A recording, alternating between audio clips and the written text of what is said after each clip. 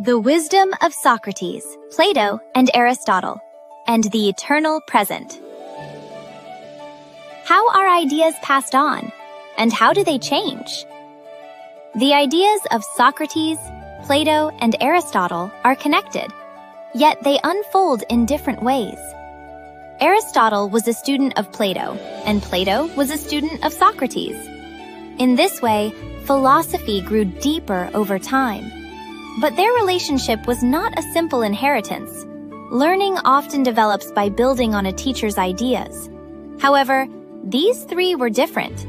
Instead of repeating what they learned, they each thought in their own way. Why was that? Socrates was a great speaker. Plato was an outstanding writer, and Aristotle was curious about everything, from philosophy to science. They all started from the same point, but the way they developed their thinking was different. Let us begin with Socrates. He asked questions constantly, and he guided thinking through questions rather than answers. He did not stop at asking questions, and he even questioned his own thoughts. He also said that a life without thinking has no value. But there is one curious thing. Socrates did not leave any writings. Why was that? He valued conversation more.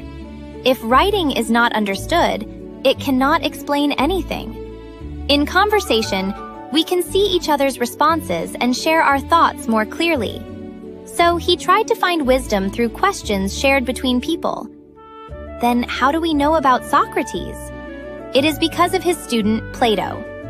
Plato recorded conversations between his teacher and others, and the Socrates we know lives in a work called The Dialogues of Plato. These writings are about philosophy, but they read like stories. Perhaps Plato was someone who turned ideas into stories. But were his ideas the same as those of Socrates? They were a little different.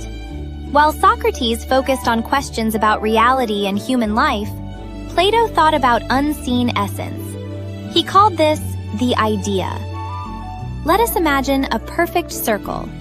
If we enlarge a circle drawn on paper, the line becomes uneven. A circle on a computer is also just a collection of points. Then, does a perfect circle really exist? It does not exist in this world. But Plato said that there is a perfect idea of a circle that we can draw only in our minds.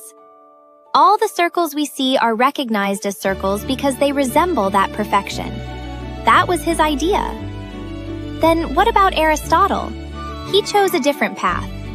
Aristotle tried to observe the world as it is, and many fields such as logic, ethics, biology, and astronomy began with his work. His thinking was also different from his teachers. Plato saw art as an imitation of reality and kept his distance from it. But Aristotle saw imitation as a natural part of being human. Socrates, Plato, and Aristotle started from the same learning, but their conclusions were completely different. Now let us think again. Why are the names of these three still remembered today? They did not leave us the same answers. Instead, they left us different questions. How should we live? What is truly real? What should we pursue?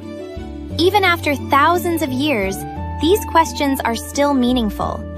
So philosophy is not a story of the past. Even now, in this moment, it is asking us again. What do we think about as we live each day?